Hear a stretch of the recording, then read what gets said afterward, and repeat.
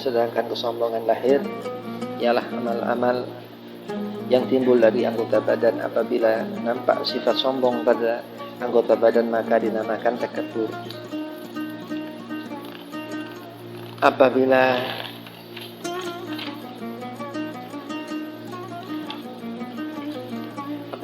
tidak nampak maka dinamakan kibir. Al-kibru mengharuskan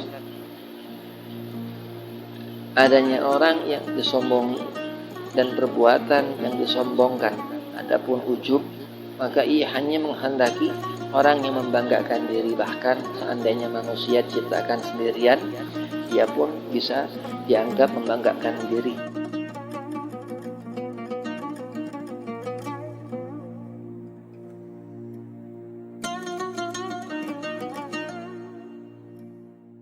Assalamualaikum warahmatullahi wabarakatuh.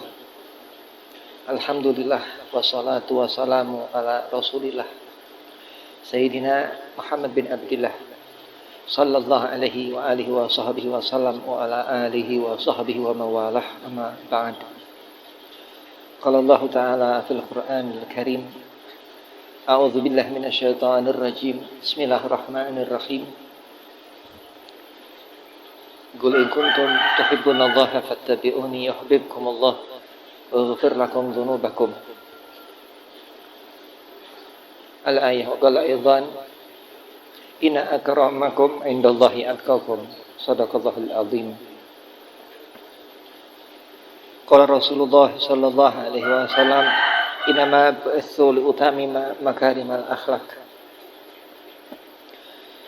Alhamdulillah, puji syukur kehadirat Allah Subhanahu wa taala. Salawat dan salam keharibaan junjungan Nabi besar Sayyidina wa Maulana Muhammad sallallahu alaihi wasallam.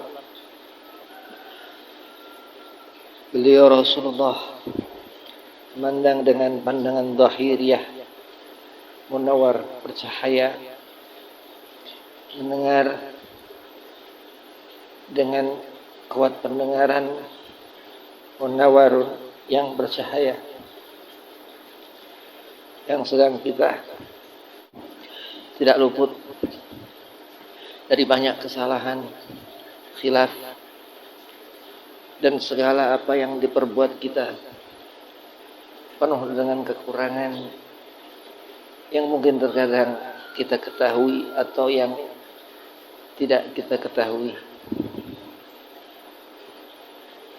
Masih menyambung daripada kitab Syarah Marokil Ubudiyah karya Syekh Al-Alamah Muhammad Nawawi Al-Jawi Al-Bantani radhiyallahu anhu. Mudah-mudahan kita mendapatkan keberkahan daripada musannif kitab Syarah Marokil Ubudiyah ala Matni Bidayatul Hidayah. Amin.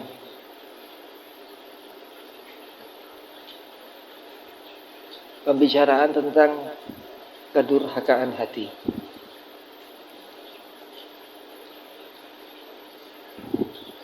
Ketahuilah bahwa sifat-sifat tercela di dalam hati banyak jumlahnya, karena berkumpul pada manusia 4 macam sifat, yaitu sabu'iyah atau binatang buas,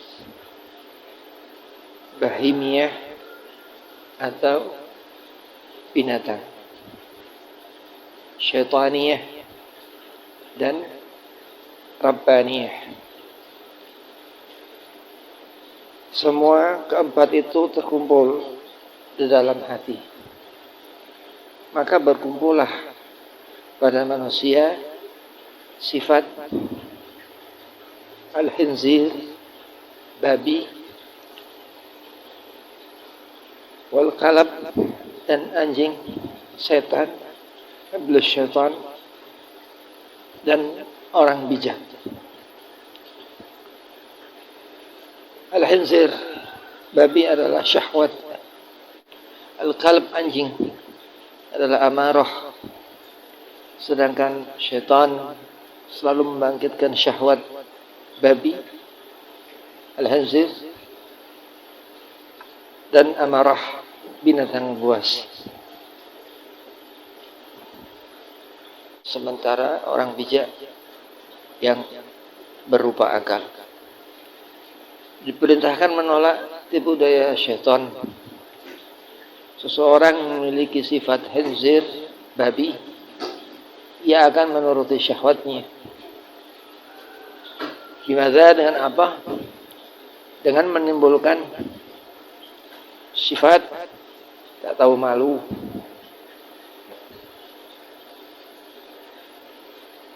fajir, jahat, boros, kikir, riya, berandal, kesia-siaan, tomak, dengki, dendam, dan lainnya. Suka berlaku kejian, kemewahan, pembual, sombong, membanggakan diri, mengajak dan meremehkan orang lain, keinginan berbuat jahat dan kezaliman dan lainnya. Hakadha. Sedang mereka yang memiliki sifat syaitan, ia akan menuruti syahwat dan amarah yang menghasilkan sifat licik dan penuh tipu daya, keberanian, penyelewengan, pengkhianatan, hakadha, dan terus dan semacamnya.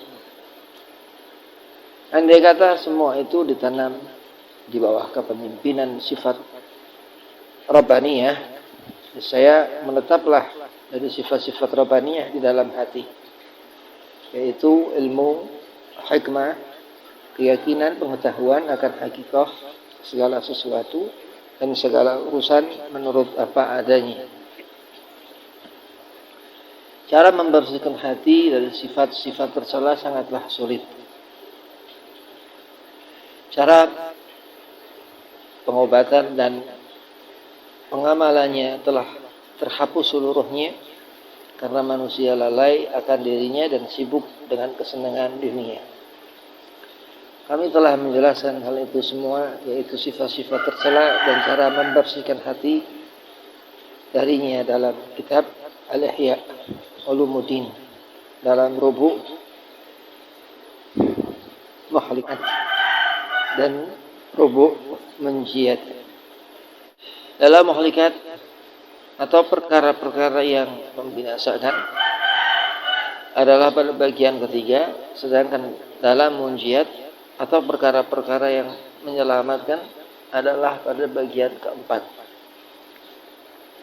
Akan tetapi kami peringatkan agar berhati-hati terhadap 3 sifat buruk di dalam hati yang kebanyakan menimpa pelajar fikih zaman ini. Karena ketiga sifat ini menimbulkan kebinasaan dan merupakan pokok dari sifat-sifat buruk lainnya. Zaman Syekh Al-Allamah Muhammad Nawawi radhiyallahu anhu, yaitu dari sifat-sifat buruk lainnya, yaitu dengki, riya, dan kesombongan, al-kibir, dan kesombongan. Maka dari sisi hadahlah dalam membersihkan hati darinya. Jika seseorang sanggup membersihkannya, maka ia pun mengetahui cara menghindari sisanya di antara rubu' muhlikat. Bila mana tidak sanggup melakukan itu, maka ia lebih tidak sanggup lagi membersihkan sifat-sifat buruk lainnya. Yang sering menyangka bahwa diri kita selamat dari dosa dengan niat yang baik dalam belajar ilmu, sementara dalam hati kita terdapat sifat dengki, riya, dan al-kibir, sombongan. Kibir, sombongan. Nabi SAW bersabda, Thalathun munjiyatun khasyatullahi fi sirri wal alaniyati wal adlu fil ridha wal ghadabi wal qasdu fil fakri wal ghina. Wa thalathun muhlikatun syuhun mutta'un wa huwa muttaba'un wa ijabul mar'i binafsih. 3 perkara menimbulkan keselamatan, yaitu rasa takut kepada Allah Subhanahu wa ta'ala, khasyatullah, dalam keadaan sembunyi maupun terang-terangan, sirri kadza wa kadza, berlaku adil dalam keadaan ridha dan marah, wal adlu fi ridha kadza wa kadza,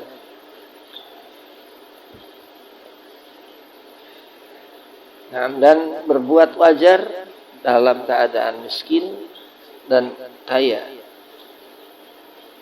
al-qasdu fakri wal ghina. Dan 3 perkara menimbulkan kebinasaan, yaitu kekikiran yang dituruti, hawa nafsu yang diikuti, dan kebanggaan manusia terhadap dirinya, wa ijabul mar'i binafsih, ujub. Nah, sifat yang terakhir ini adalah fitnah yang menimpa para ulama dan merupakan fitnah terbesar.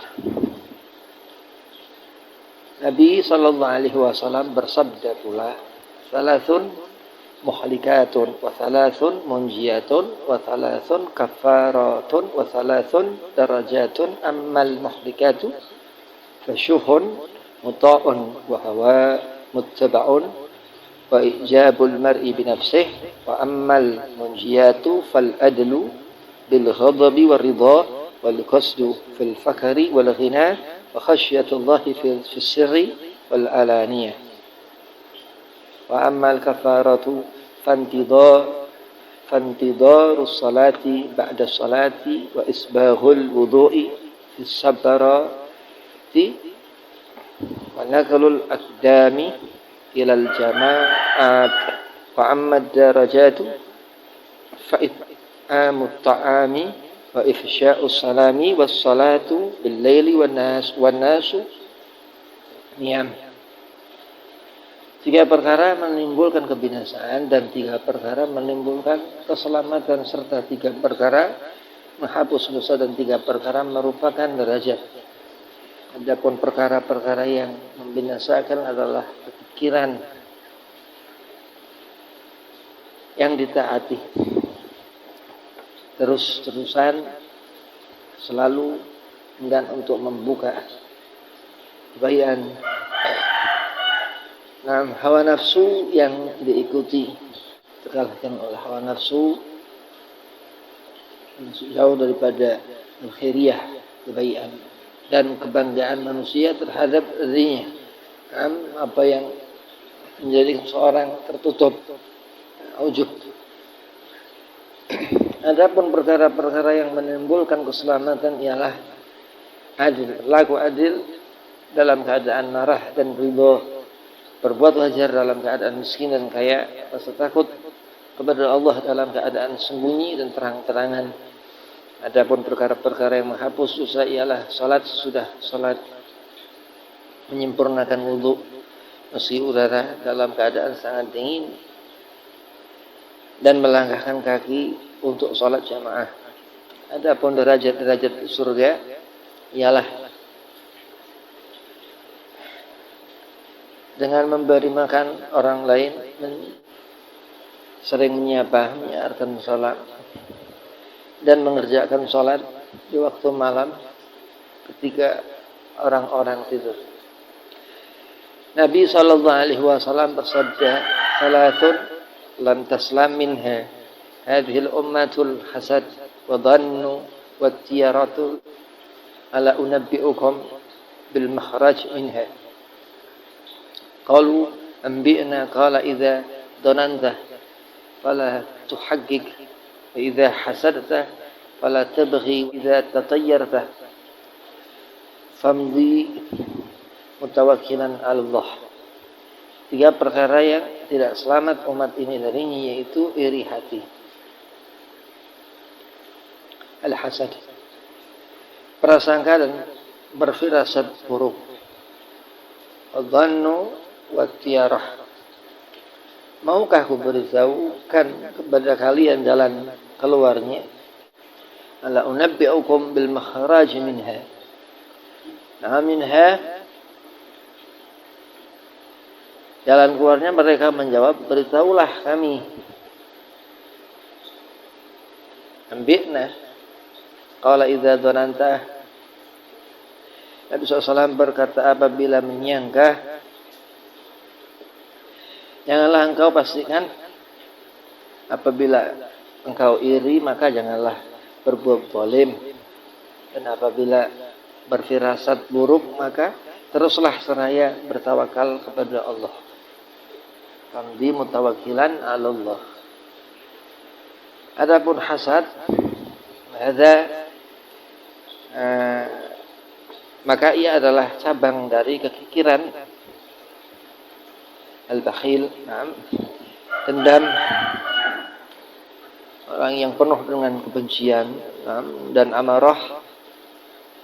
Karena orang bakhil adalah orang yang enggan membelanjakan hartanya yang dituntut oleh syarak, aturan dalam agama yang harus ditaati, dan harga dirinya untuk menafkahkannya kepada orang lain, merasa lebih dan tidak sekedar sewajarnya manusia.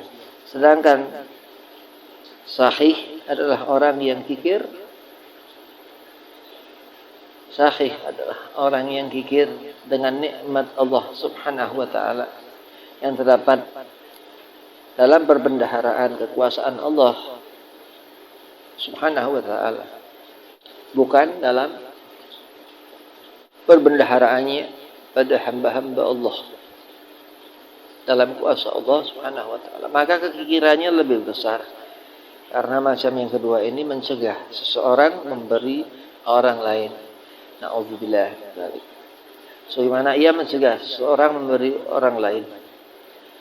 Orang yang hasad ialah orang yang merasa berat melihat Allah memberi kenikmatan kepada orang lain dari perbendaharaan kekuasaannya berupa ilmu atau harta atau kecintaan oleh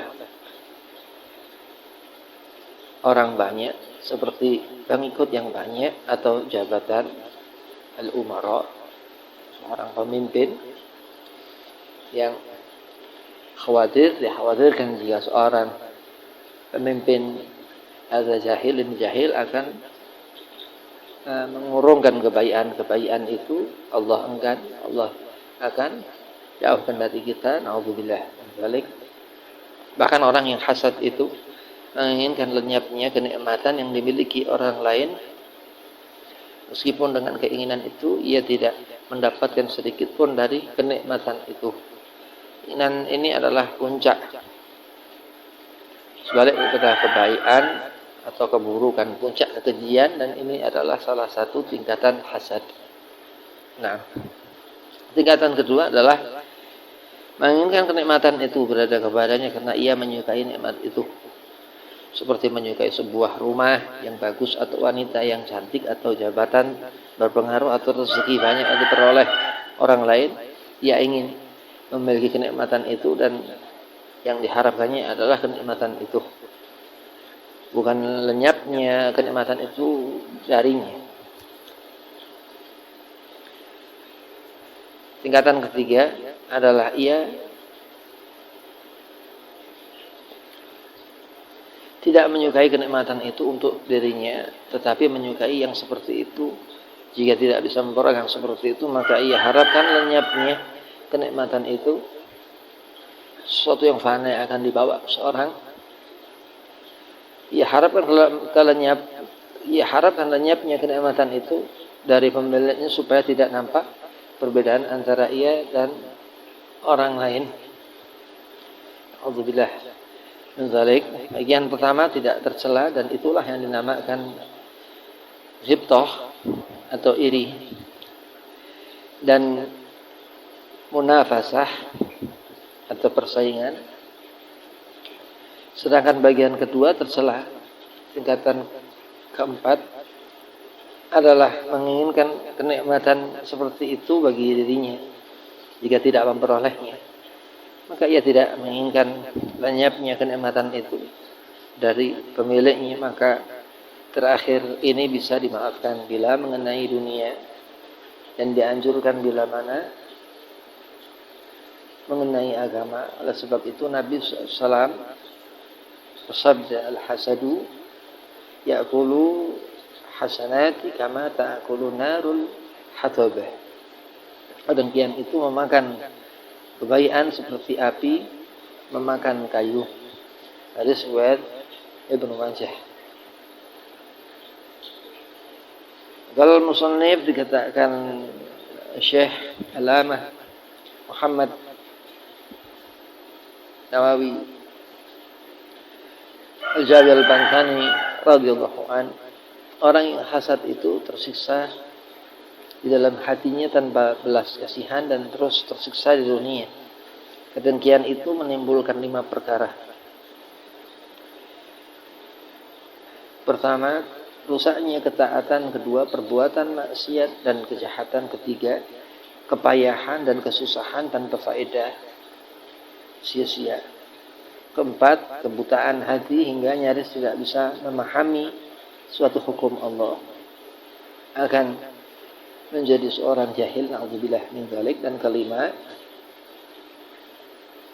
kegagalan dan nyaris tidak bisa mencapai keinginannya karena dunia tidak kosong dari banyak teman sebaya maupun kenalannya yang diberi Allah Subhanahu wa ta'ala, ilmu, kenikmatan berupa ilmu atau harta atau kedudukan.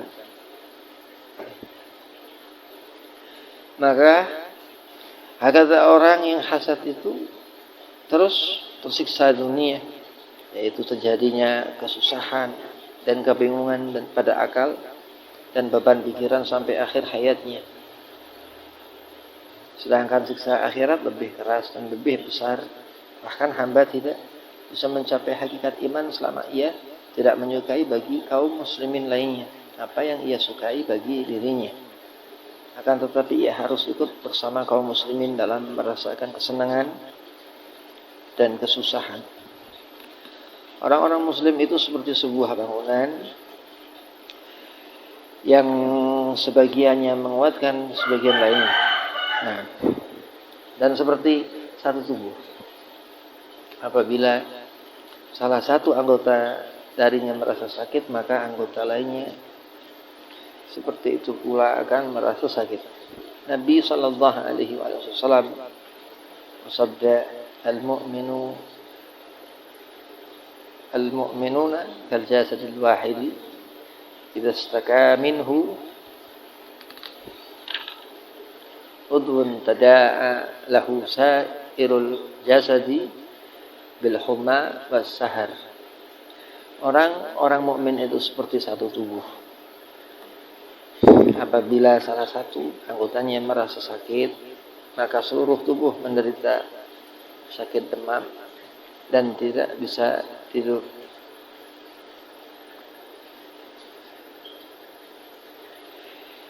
Ibnu Battal dan lainnya berkata,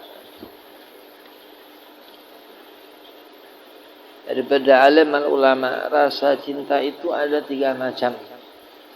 Hakata, yaitu cinta penghormatan dan pengagungan seperti cinta terhadap ayah, cinta kasih sayang seperti cinta terhadap anak, dan cinta simpati seperti cinta terhadap orang-orang lainnya.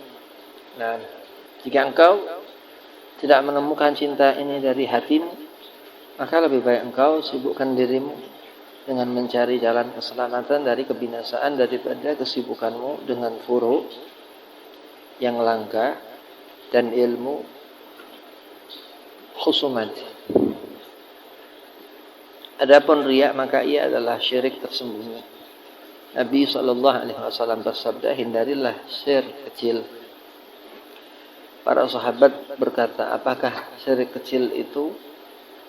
Wahai Rasul sallallahu alaihi wasallam, Nabi SAW menjawab, riya ialah salah satu dari dua syirik. Asal syirik ialah mencari simpati dalam hati orang-orang dengan menonjolkan sifat-sifat baik untuk memperoleh kedudukan dan supaya engkau disegani oleh mereka. Cinta kedudukan termasuk hawa nafsu yang diikuti dan kebanyakan orang binasa karenanya. Maka tidaklah orang-orang binasa melainkan dengan sebab orang-orang lainnya. Andai kata orang-orang bersikap adil, saya mereka mengetahui bahwa sebagian besar ilmu dan ibadah yang mereka amalkan di samping amalan-amalan biasa tidak lain disebabkan oleh riya, sedangkan riya itu menghilangkan pahalanya. Diriwayatkan dari Nabi SAW, beliau bersabda, sesungguhnya orang yang berbuat riya akan dipanggil pada hari kiamat dengan 4 nama. Hai kafir, hai fajir, durjana, hai kadir, pengkhianat, dan hai khasir, orang yang merugi, orang yang rugi.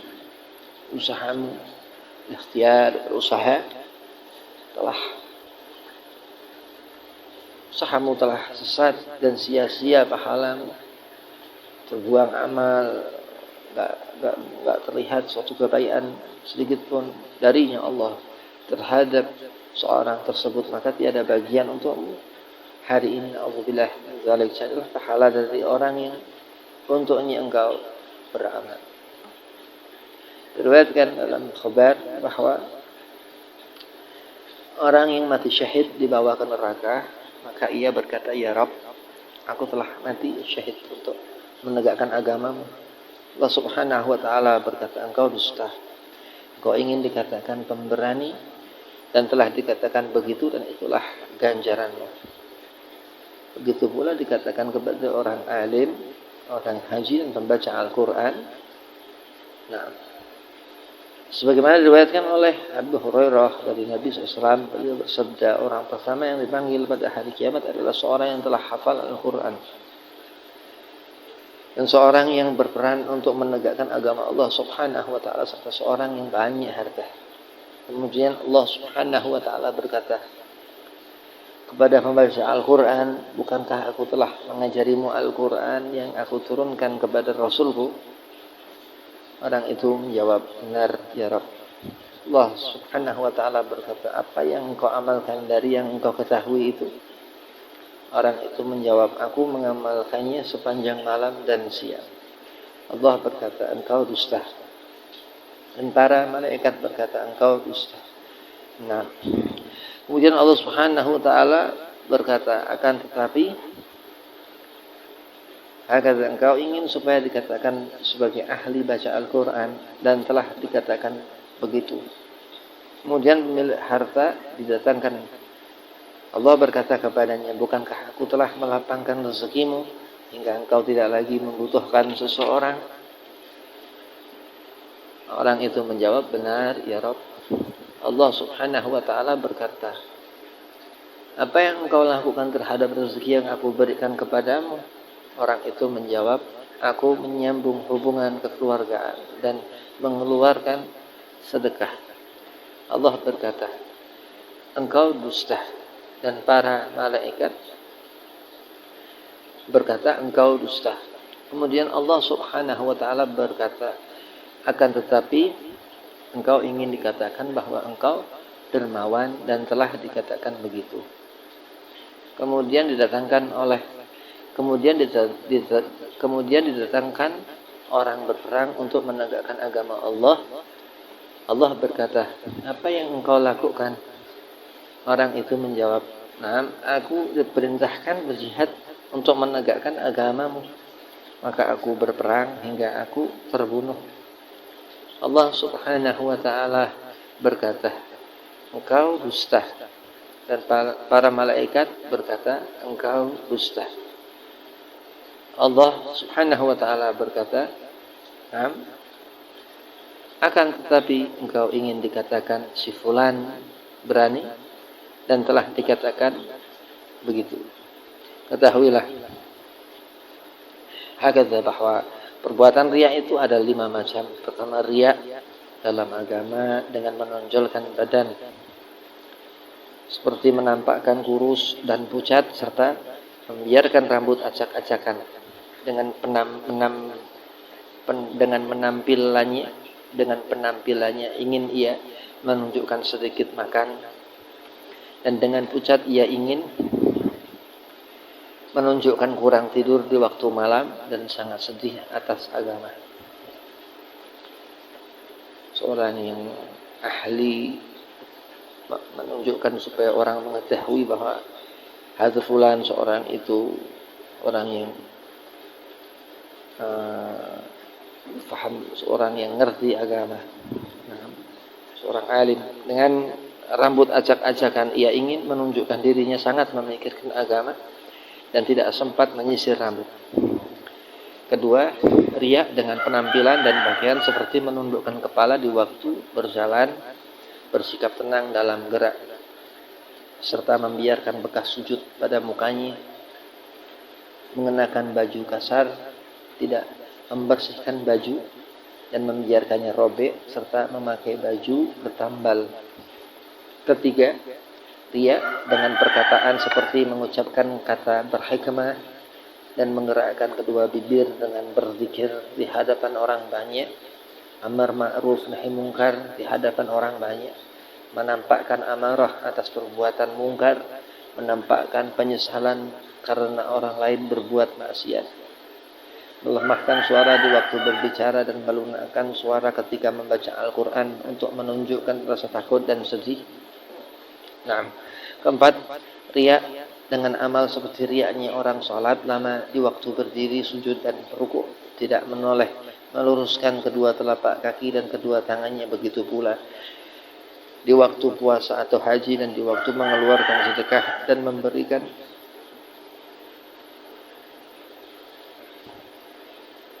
makanan. Kelima, bersikap riya kepada teman-teman, para tamu dan orang-orang yang bergaul seperti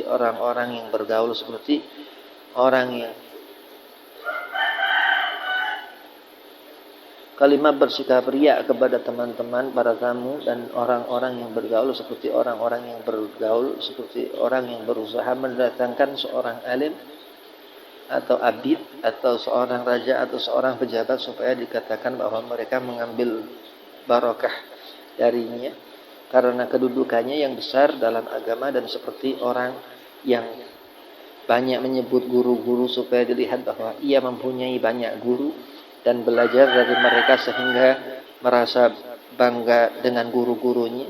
Adapun kesombongan dan membanggakan diri, maka ia adalah penyakit kronis yang telah menyulitkan para dokter. Ujub adalah membanggakan amal soleh. Kesombongan terbagi menjadi batin dan lahir. Kesombongan batin ialah sifat pada diri seseorang yang menganggap dirinya melebihi orang lain, sedangkan kesombongan lahir ialah amal-amal yang timbul dari anggota badan. Apabila nampak sifat sombong pada anggota badan, maka dinamakan takabur.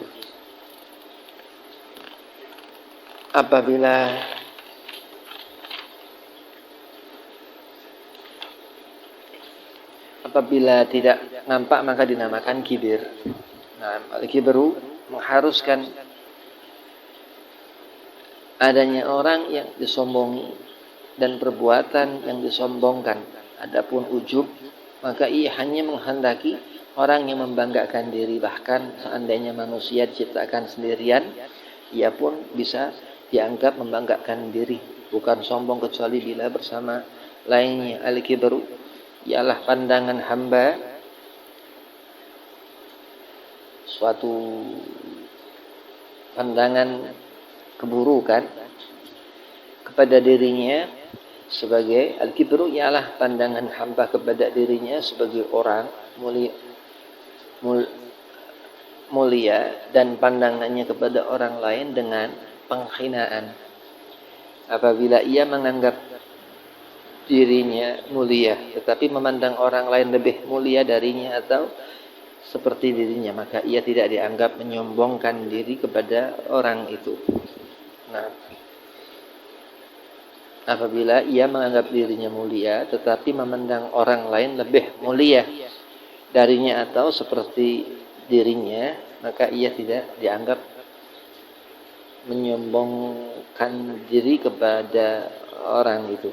Andai kata ia meremehkan orang lain, namun ia menganggap dirinya lebih hina, ia pun tidak menyombongkan diri. Andai kata ia menganggap orang lain seperti dirinya, ia pun tidak dianggap sombong. Akan tetapi orang yang sombong ialah orang yang menganggap dirinya lebih baik daripada orang lain, sebagaimana dikatakan oleh iblis terkutuk, engkau ciptakan aku dari api dan engkau ciptakan dia dari tanah. Kesombongan di majelis-majelis ialah mengutamakan diri dan mendahulukan orang lain, serta ingin memimpin dan tidak suka disanggah ketika berdialog. Orang sombong ialah orang yang tidak mau menerima jika dinasihati. Na'udzubillah min dzalik. Dan apabila menasihati, ia bersikap keras, angkuh. Apabila perkataannya disanggah, ia marah. Dan jika mengajar, ia tidak bersikap lemah lembut terhadap para pelajar. Ia suka menghina dan membentak mereka, menyebut-nyebut kebaikannya kepada mereka dan menjadikan mereka sebagai pelayan. Nah, ia memandang kepada orang awam seperti memandang seekor keledai karena menganggapnya bodoh dan hina. Setiap orang yang menganggap dirinya lebih baik daripada seseorang di antara makhluk Allah Subhanahu wa taala, maka ia pun termasuk orang yang sombong. Akan tetapi engkau harus mengetahui bahwa orang baik adalah orang yang baik di sisi Allah Subhanahu wa ta'ala di negeri akhirat, sedangkan hal itu tidak diketahui oleh manusia dan ia bergantung pada penghabisan hidupnya, bergantung bagaimana akhir hayat. Maka keyakinanmu tentang dirimu bahwa engkau lebih baik daripada orang lain adalah kebodohan semata-mata. Akan tetapi engkau harus menganggap orang lain lebih baik darimu dan mempunyai kelebihan atas dirimu. Caramu untuk merendahkan diri adalah dengan merendahkan dirimu terhadap teman-teman setara dan orang-orang di bawah mereka, hingga mudahlah bagimu bersikap tawadhu dan hilanglah kesombongan darimu. Jika sudah bagimu melakukan itu, maka terwujudlah bagimu akhlak tawadhu. Jika berat bagimu melakukan itu dan engkau tetap melakukannya, na'udzubillah min dzalik, maka engkau memaksa diri, bukan bersikap tawadhu. Akhlak yang sebenarnya adalah yang engkau lakukan dengan mudah tanpa merasa berat. Amin. Allahumma amin. Ketahuilah bahwa manusia mempunyai dua ujung dan satu tengah. Ujung yang satu condong kepada kelebihan dinamakan takabur. Ujung yang lain condong kepada kekurangan dinamakan kehinaan dan kerendahan. Dan yang tengah dinamakan tawadhu. Yang terpuji adalah sikap tawadhu tanpa menghinakan diri. Masing-masing dari kedua ujung itu tercela. Nah, perkara yang paling disukai Allah Subhanahu wa ta'ala adalah yang di tengah. Barang siapa mendahului orang lain adalah sombong, ada sifat, dan siapa yang mundur darinya adalah merendahkan diri. Orang alim yang didatangi orang biasanya menjauh dari tempat duduknya dan mendudukkan orang lain di majelisnya. Maka ia telah menghinakan dirinya, sedang perbuatan itu tidak terpuji. Yang terpuji di sisi Allah Subhanahu wa ta'ala ialah dengan berikan kepada seseorang apa yang menjadi haknya. Maka patutlah ia bersikap tawadhu dengan cara seperti ini terhadap teman-teman sejawatnya, dan siapa yang mendekati derajatnya. Adapun tawadhu'nya kepada orang awam, maka ia lakukan dengan berdiri dan menampakkan wajah ceria di waktu berbicara. Bersikap lemah lembut di waktu bertanya, menghadiri undangannya, dan berusaha memenuhi keperluannya. Janganlah menganggap dirimu lebih baik dari orang lain, tetapi lebih mengkhawatirkan diri daripadanya sehingga orang lain tidak meremehkan. Jika melihat seorang anak kecil, maka katakanlah anak ini tidak mendurhakai Allah Subhanahu wa ta'ala, sedang aku mendurhakainya. Maka tiada keraguan bahwa ia lebih baik dariku. Jika melihat orang yang lebih tua, katakan orang ini telah beribadah kepada Allah Subhanahu wa ta'ala sebelum aku, maka tiada keraguan bahwa ia lebih baik dariku. Karena ibadah yang berturut-turut meningkat pahalanya. Selalu berusaha berbuat baik. Salat pertama ibarat 1 pahala. Salat kedua mendapat 2 pahala, dan salat ketiga mendapat 3 pahala. Demikian dikatakan oleh seorang ulama, bila bertemu dengan orang alim, katakanlah orang ini diberi kelebihan yang tidak diberikan kepadaku. Menyampaikan dakwah yang tidak aku sampaikan, dan mengetahui hukum-hukum yang tidak aku ketahui. Salah seorang dari mereka berkata bahwa siapa yang mempunyai kehubungan nasab kepada Rasulullah sallallahu alaihi wasallam dan ia termasuk keturunan Sayyidina Hasan atau Husain, sedang ia bukan orang alim, maka ia mengungguli orang lain yang setaraf dengannya sebanyak 60 derajat. 60 derajat. Sedangkan orang alim yang tidak mempunyai hubungan nasab dengan Rasulullah sallallahu alaihi wasallam mengungguli keturunan Rasulullah sallallahu alaihi wasallam yang bukan alim sebanyak 60 derajat. Jika bertemu dengan orang yang lebih tua, bodoh, dan durhaka, katakan dalam hatimu, orang ini telah mendurhakai Allah karena kebodohan, sedang aku mendurhakainya dengan ilmu. Maka hujjah Allah terhadapku lebih kuat, dan aku tidak tahu bagaimana kedurhakaanku dan bagaimana kesudahannya. Jika bertemu orang kafir, katakan dalam hatimu, aku tidak tahu, barangkali besok ia masuk Islam dan berakhir hidupnya dengan sebaik-baik amal, serta keluar dari dosa-dosa dengan keislamannya seperti rambut keluar dari tepung.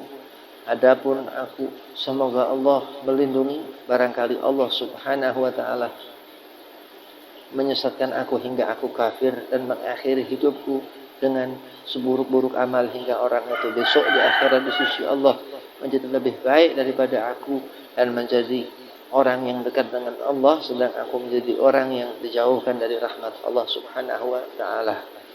Maka tidaklah sombongan itu keluar dari hatimu, kecuali bila engkau mengetahui bahwa orang besar itu adalah orang yang besar di sisi Allah Subhanahu wa ta'ala, dan pengetahuan itu tergantung pada penghabisan yang baik.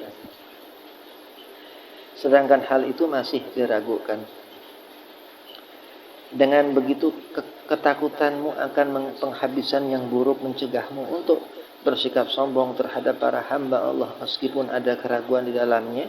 Keyakinanmu mengenai kebaikan atau keburukan dirimu dan orang lain, serta keimananmu mengenai keadaan itu tidaklah bertentangan dengan kebolehanmu untuk merubah di masa yang akan datang, karena Allah Subhanahu wa ta'ala bisa mengubah hati. Kuasa Allah Subhanahu wa ta'ala, Dia memberi petunjuk kepada siapa yang Dia kehendaki dan menyesatkan siapa yang dikehendakinya. Azza wa Jalla Subhanahu wa ta'ala. Seorang ulama berkata, kesempurnaan maqam tawadhu tidak bisa tercapai kecuali bila hamba menyaksikan mengenai dirinya bahwa derajatnya di bawah setiap orang muslim, dan tidak ada seorang pun di muka bumi yang lebih banyak durhaka, dan tidak ada yang lebih sedikit adab maupun rasa malunya daripada dia secara pasti, bukan berdasarkan dugaan. Karena siapa yang menganggap dirinya lebih baik dari seorang yang durhaka dengan cara yang tidak menunjukkan syukur kepada Allah Subhanahu wa ta'ala, atau kufur nikmah atau kufur, maka ia pun telah masuk dalam derajat-derajat kesombongan. Al-kibir. Al-kibar. Orang-orang arif telah sepakat bahwa siapa yang mempunyai sedikit sifat sombong, ia tidak boleh memasuki hadirah Allah Subhanahu wa taala untuk selamanya, walaupun pada akhirnya ia beribadah, walaupun pada lahirnya ia beribadah kepada Allah Subhanahu wa taala dengan ibadah manusia dan jin. Ketahuilah bahwa tidaklah manusia menganggap dirinya besar, melainkan ia beranggapan bahwa ia mempunyai salah satu sifat kesempurnaan dalam urusan agama atau duniawi. Sebab kesombongan ada 7. Pertama, ilmu. Nabi SAW bersabda, perusak ilmu adalah kesombongan. Ilmu hakiki ialah ilmu yang dengan perantaranya manusia mengenal diri dan Tuhannya. Bahaya penghabisan yang buruk. Hujjah Allah Subhanahu wa taala atas para ulama dan besarnya bahaya ilmu. Kedua, amal dan ibadah para ulama dan ahli ibadah dalam menghadapi bencana kesombongan ada 3 macam tingkatan. Yang pertama, kesombongan itu menetap dalam hatinya. Ia menganggap dirinya lebih baik daripada orang lain. Hanya saja ia ijtihad dengan bersikap tawadhu serta melakukan perbuatan seperti yang dilakukan orang lain sehingga menganggap dirinya lebih baik daripada orang lain. Ini telah mengukuhkan dalam hatinya pohon kesombongan. Ia menyirami keburukan dalam hatinya, tetapi ia telah memotong seluruh rantingnya.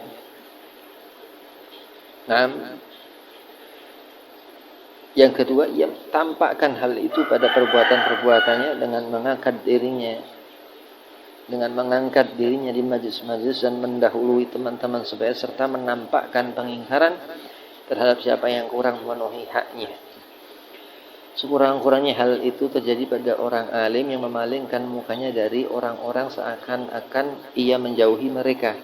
Sedangkan pada ahli ibadah selalu bermuka masam seakan-akan ia membersihkan diri dari orang-orang dan menganggap jijik mereka atau marah kepada mereka. Yang ketiga, menampakkan kesombongan pada lisannya hingga menyebabkan dia membanggakan diri dan memuji dirinya seperti perkataan ahli ibadah, seolah-olah ia seperti orang soleh, dan memuji dirinya seperti perkataan ahli ibadah itu kepada orang lain, siapa dia dan apa amalnya dan dari mana zuhudnya. Ia berkata, aku tidak makan sejak hari anu sampai hari anu dan aku tidak tidur di waktu malam. Orang alim itu berkata, aku menguasai berbagai macam ilmu dan mengetahui hakikat-hakikat. Aku pernah berguru kepada si fulan dan si fulan. Apa kelebihan? Siapa gurumu? Dan apa hadis yang pernah engkau dengar? Sebab ketiga adalah nasab. Orang yang mempunyai nasab mulia meremehkan orang yang tidak mempunyai nasab itu, meskipun lebih tinggi amal dan ilmunya. Keempat, kecantikan. Hal ini kebanyakan terjadi di kalangan kaum wanita dan bisa menyebabkan ghibah dan cerita tentang kejelekan orang lain. Kelima, harta. Al-mal ini terjadi di antara raja-raja mengenai perbendaharaan mereka, tentang kekayaan mereka, harta karun atau apa dan sebagainya, kaza wa kaza. Dan di antara para pedagang, peniaga mengenai barang-barang mereka, barang dagangannya, dan di antara para tuan tanah mengenai tanah mereka, di antara orang-orang kaya mengenai pakaian, kuda dan kendaraan mereka. Keenam, kekuatan, yaitu yang disombongkan kepada orang yang lemah, orang yang zalim atau penindas, orang yang mempunyai kekuatan, bahkan terkadang mengkufur dan sama ataupun orang menjadi jauh dari kebaikan. Auzubillah min dzalik. Ketujuh, pengikut dan murid serta kerabat. Hal itu terjadi di antara raja-raja mengenai jumlah tentara yang banyak dan di antara para ulama mengenai jumlah murid yang banyak. Maka setiap kenikmatan yang bisa dianggap sempurna meskipun sebenarnya tidak sempurna, ia pun bisa disombongkan. Bahkan orang fasik, orang syirik dengan menyekutukan Allah. Bahkan orang fasik terkadang membanggakan banyaknya kedurjanaan yang dilakukannya terhadap wanita dan disombongkannya karena ia menganggap sempurna. Meskipun ia berdosa dalam perbuatan itu. Khabar-khabar mengenai kedengkian, kesombongan, riya dan kebanggaan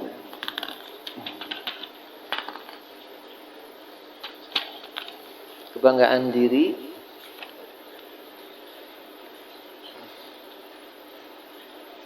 Khabar-khabar mengenai kedengkian, kesombongan, riya dan kebanggaan diri banyak jumlahnya dan cukuplah bagimu sebuah hadis yang mencakup keempat macam itu diriwayatkan oleh Al-Qadhi Al-Marusi. Ada seorang Al-Qadhi Al-Marusi, seorang raja, dan Abdullah ibn al-Mubarak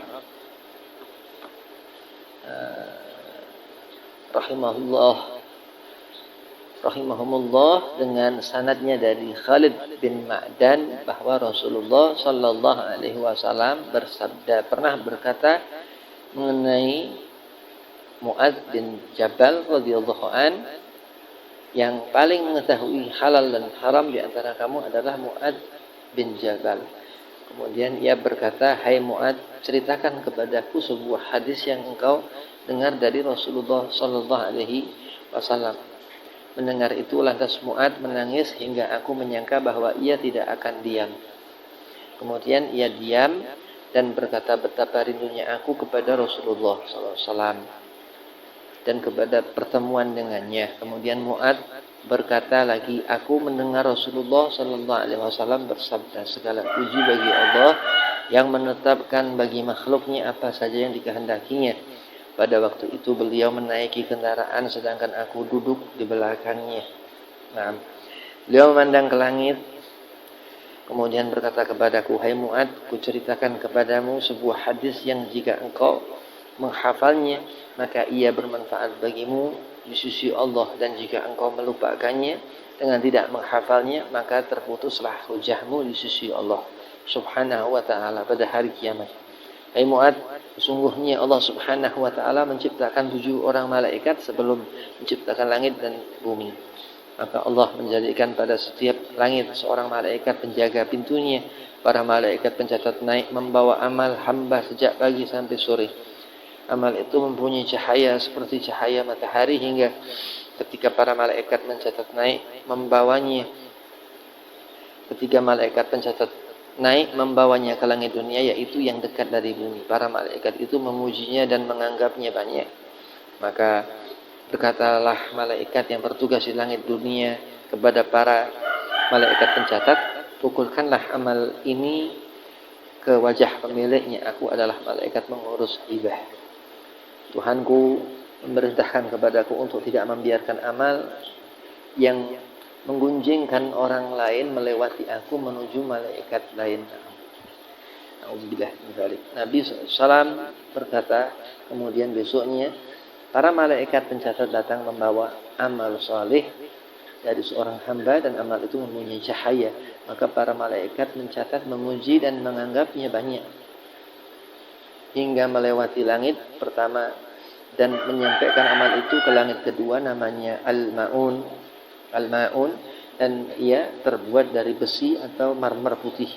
Kemudian malaikat yang bertugas di situ bernama Rubail berkata, berhentilah kalian dan pukulkanlah amal ini ke wajah pemiliknya. Sesungguhnya pemilik amal ini menginginkan kenikmatan dunia. Aku adalah malaikat pengurus kebanggaan Tuhanku, memerintahkan kepadaku untuk tidak membiarkan amalnya melewati aku menuju malaikat lain. Ia dulu suka membanggakan diri kepada orang-orang di majelis-majelis mereka atau hingga para malaikat melaknatnya sampai sore. Nabi SAW berkata, para malaikat pencatat membawa amal hamba yang bercahaya berupa sedekah, salat dan puasa. Para malaikat pencatat itu merasa kagum, maka mereka membawa amal itu melewati langit pertama dan kedua hingga tiba di langit ketiga. Konon ia terbuat dari tembaga dan ada yang mengatakan dari besi namanya harabut, dan tasbih yang diucapkan penghuninya adalah subhanal hayy alladzi la ilaha alladzi la yaumut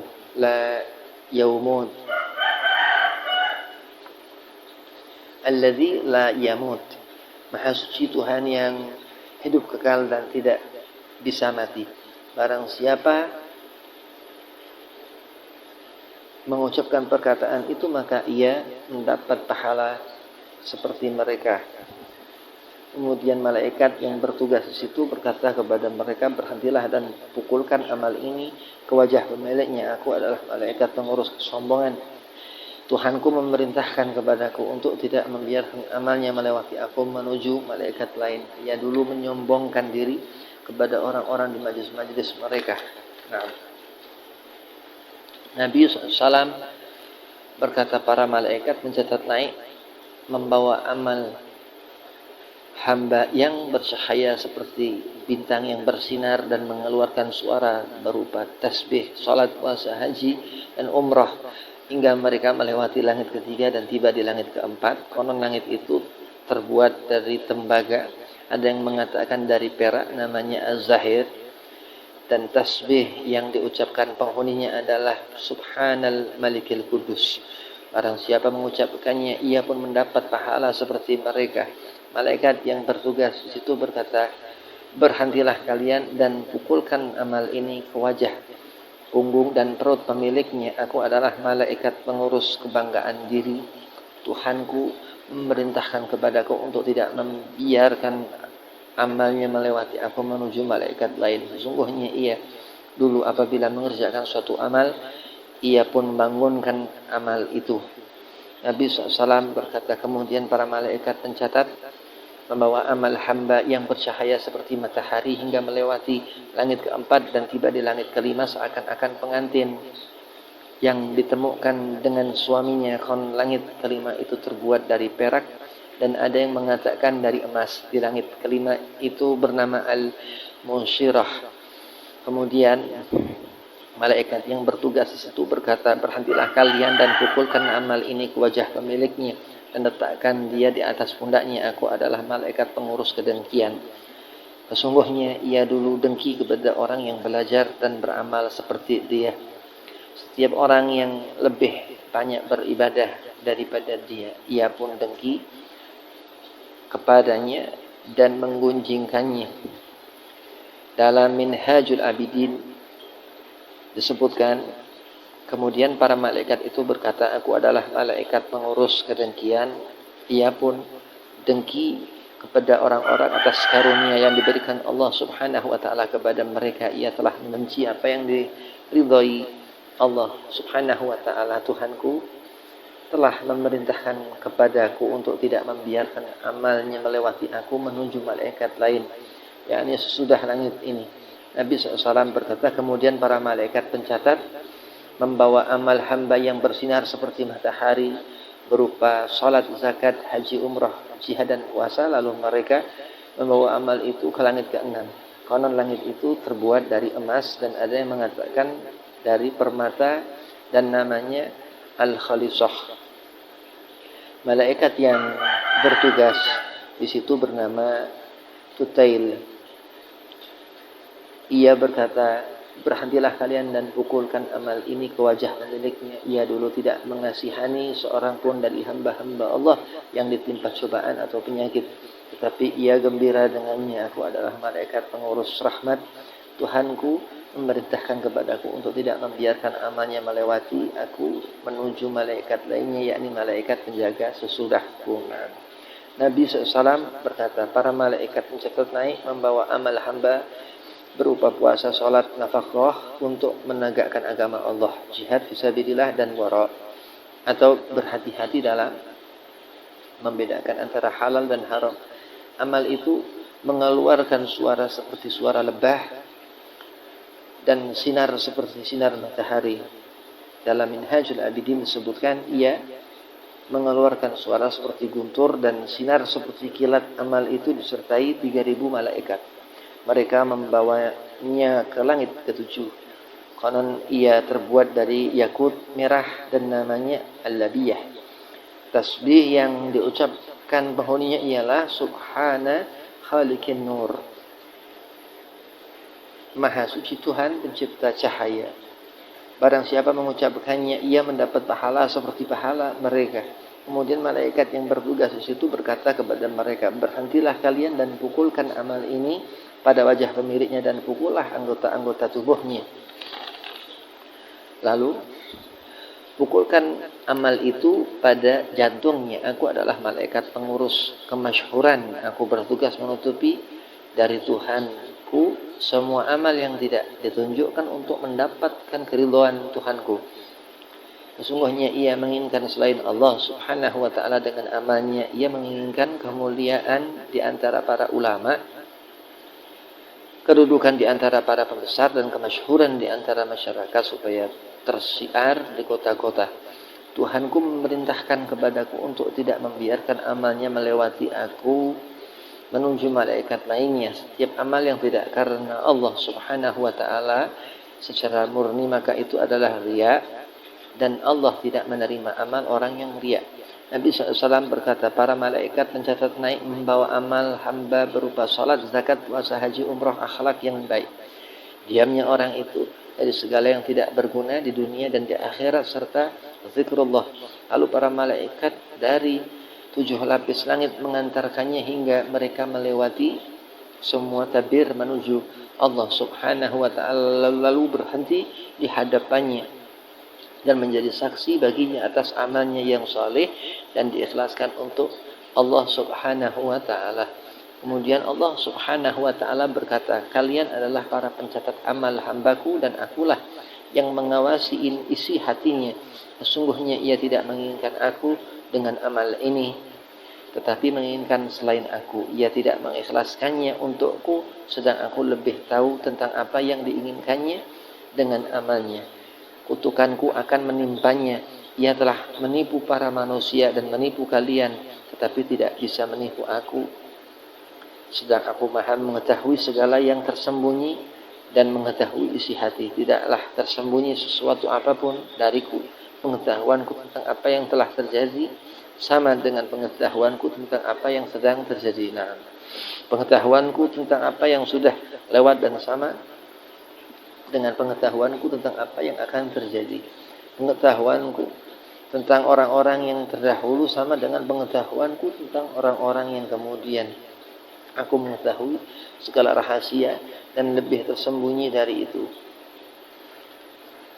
Bagaimana hambaku bisa menipu aku dengan amalnya? Sesungguhnya ia hanya menipu para makhluk yang tidak mengetahui sesuatu yang gaib, sedang aku maha mengetahui segala yang gaib. Maka laknatku dan laknat kami akan menimpanya. Kemudian ia dilaknat oleh langit yang 7 dan penghuninya. Na'udzubillah min dzalik. Kemudian Allahumma ba'idna min Allah kita Allah jauhkan. Kemudian Mu'ad menangis dan meratap dengan keras sambil berkata, aku bertanya kepada Rasulullah, ya Rasulullah, engkau adalah utusan Allah, sedang aku adalah Mu'ad bin Jabal. Bagaimana aku bisa selamat dari semua itu? Kemudian Nabi SAW menjawab, ikutilah aku meskipun ada kekurangan dalam amalmu. Hai Mu'ad, peliharalah lisanmu dari mengumpat saudara-saudaramu para penghafal Al-Quran khususnya, dan pikullah dosa-dosamu sendiri dan jangan membebankannya pada mereka. Jangan memuji dirimu dengan mencela mereka. Jangan mengangkat dirimu di atas mereka dengan merendahkan mereka. Jangan memasukkan amalan dunia dalam amalan akhirat. Dan jangan bersikap riya dalam amalmu. Janganlah engkau menyombongkan diri di majlismu supaya orang-orang takut kepada akhlakmu yang buruk. Dan janganlah engkau berbisik kepada seseorang atau seorang teman sedang di dekatmu ada orang lain. Janganlah engkau membanggakan diri kepada orang lain supaya tidak terputus darimu kebaikan-kebaikan dunia dan akhirat. Janganlah engkau merobek-robek mencaci maki orang lain dengan lisanmu supaya engkau tidak dirobek-robek oleh anjing-anjing neraka pada hari kiamat di dalam neraka. Allah Subhanahu wa taala berfirman, "Wan nasiyati nashta." tahukah engkau apakah itu, hai Mu'ad? Aku menjawab, ayah dan ibuku menjadi tebusanmu ya Rasulullah. Nabi sallallahu alaihi wasallam berkata, mereka adalah anjing-anjing di neraka yang mencabuti daging dari tulang. Aku berkata, ayah dan ibuku menjadi tebusanmu ya Rasulullah. Siapa yang bisa menanggung kejadian ini dan siapa yang bisa selamat darinya?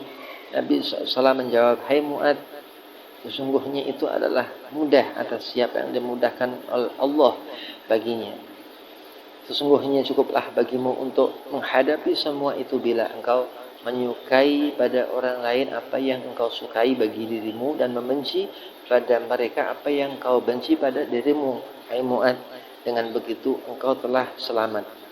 Khalid bin Ma'dan rahimahullah berkata, maka tidaklah kulihat seseorang yang lebih banyak membaca Al-Quran daripada Mu'ad lantaran hadis yang agung ini. Nah, wahai orang yang menyukai ilmu, renungkanlah hal-hal ini dan berlindunglah dengan Tuhanmu, Tuhan seluruh alam, dan memohonlah, selalu meminta, selalu berdoa kepada Allah Subhanahu wa ta'ala dengan penuh kerendahan diri dan sambil merengek dan menangis sepanjang malam dan siang bersama orang-orang yang berdoa dengan kekhusyuan, dengan khusyuk, karena tidaklah selamat dari bencana yang akan terlepas secuil ataupun sedikit banyak ataupun seberapa itu kecil kemungkinan untuk kita terlepas, pasti akan walaupun sekecil apapun, kecuali dengan pemeliharaannya. Amin.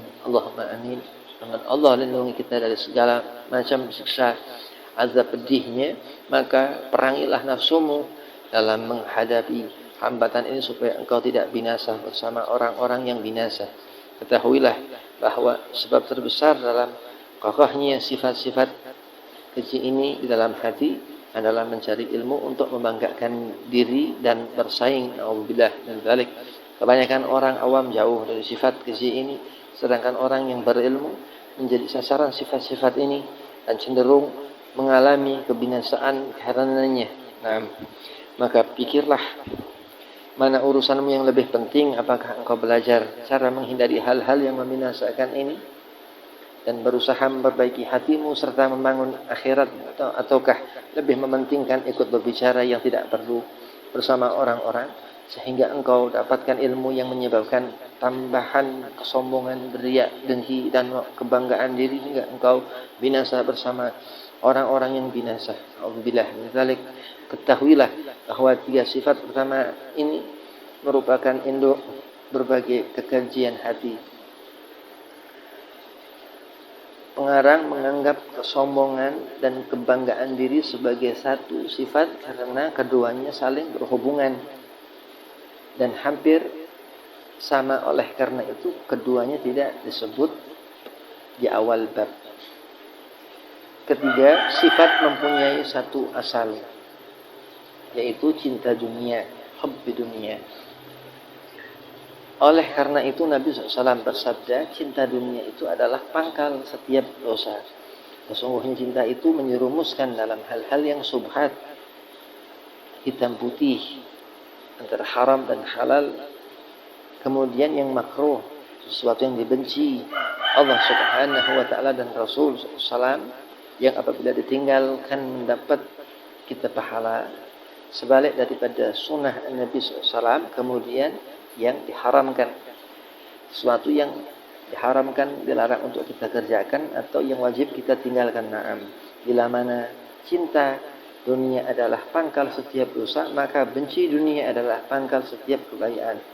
Hadis ini diriwayatkan oleh Baihaqi dari Hasan al-Basri secara mursal, demikian disebutkan dalam Al-Jami' As-Saghir. Dan syarahnya Az-Zarqani berkata, ini adalah perkataan Malik bin Dinar sebagaimana diriwayatkan oleh Ibnu Abi Dunya, atau perkataan Isa, Nabi Allah Isa alaihi salam sebagaimana diriwayatkan oleh Baihaqi dalam kitab az-zuhud. Ia berkata dalam Sya'abul Inan, ini tidak berasal dari Nabi SAW, tapi dari Mursal Hasan al-Basri. Meskipun demikian, dunia adalah tempat tanaman untuk negeri akhirat, mazra'atul akhirah, tempat kita bercocok tanam. Nah, barang siapa yang mengambil sesuatu dari dunia sekedar kebutuhannya, secukupnya untuk menggunakan dalam mencapai kebahagiaan akhirat, berlebihlah kita untuk urusan-urusan ukhrawiyah, untuk urusan akhirat, dan berkurang-kuranglah, menjadi sedikitlah dalam urusan dunia, dalam urusan harta, tahta, dan wanita. Nah, bagi seorang laki-laki, maka dunia hakadha menjadi dunia, maka dunia menjadi tempat tanamannya. Dan siapa yang menginginkan dunia untuk bersenang-senang dengannya, berat akan dunianya, maka dunia adalah tempat kebinasaannya. Seorang ulama berkata, mencari penghasilan adalah wajib dan ia terbagi menjadi 4 macam.